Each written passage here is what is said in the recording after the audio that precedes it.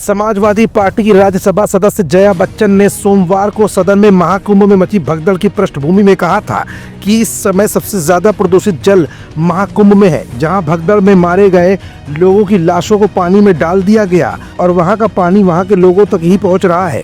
उनके इस बयान के बाद विवाद पैदा हो गया है। तृणमूल कांग्रेस के सदस्य सौगत राय ने महाकुंभ में मची भगदड़ की घटना को स्वतंत्र भारत की सबसे बुरी घटनाओं में से एक बताते हुए कहा कि सरकार को मृतकों की सही संख्या जारी करनी चाहिए। कांग्रेस प्रमुख मल्लिकार्जुन खड़गे और अन्य विपक्षी नेताओं ने सोमवार को संसद में इस मुद्दे को उठाया और मृतकों की सूची की मांग की। इधर जया बच्चन का बयान आया तो उधर जया बच्चन के बयान के बाद अब किसके बयान ने जया बच्चन को तगड़ा जवाब दिया है। महाकुंभ को लेकर उत्तर प्रदेश से शुरू हुई राजनीति संसद तक अचानक क्यों गर्मा गई और अब जया बच्चन के जवाब के साथ साथ मुख्य विरोधी दलों के नेताओं को किस बड़ी अभिनेत्री का जवाब संसद के गलियारों से आ गया है। ये कुछ ऐसे सवाल है जिनका जवाब अपनी आज की इस रिपोर्ट में हम आपको दिखाएंगे भी और बताएंगे भी।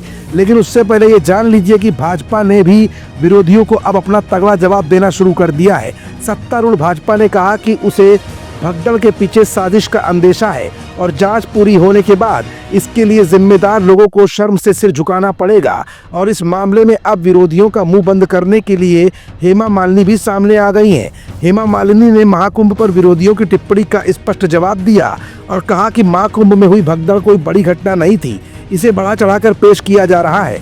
उन्होंने ये भी कहा कि इस धार्मिक आयोजन को बहुत ही अच्छी तरह से प्रबंधित किया गया है। प्रयागराज में जारी महाकुंभ में 29 जनवरी को मौनी अमावस्या के मौके पर भगदड़ मच गई थी।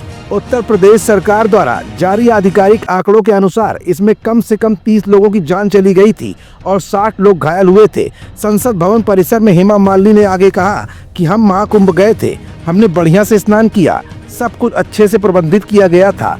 ये सही है कि घटना यानी भगदड़ हुई है, इतना कुछ बड़ा नहीं हुआ। मुझे नहीं पता कि कितनी बड़ी थी, इसे बढ़ा चढ़ाकर पेश किया जा रहा है। उन्होंने कहा कि बहुत सारे लोग आ रहे हैं, इसे प्रबंधित करना बहुत मुश्किल था, लेकिन हम अपना सर्वश्रेष्ठ प्रयास कर रहे हैं। अभिनेत्री से राजनेता बनी हेमा मालिनी ने महाकुंभ में भगदड़ वाले दिन ही स्नान किया था। इस पूरे मामले में अब जहां विपक्ष की बोलती बंद हो गई है, तो वहीं हेमा मालिनी के बयान के आने के बाद जांच की बात कहकर भाजपा ने भी विपक्ष की धड़कनों को बढ़ा दिया है। हमारा channel Indian news services INS like, share and subscribe करना ना भूलें। बेल आइकन पर बटन दबाएं और देखें लेटेस्ट खबरें INS पर। INS, हर भारतीय की आवाज।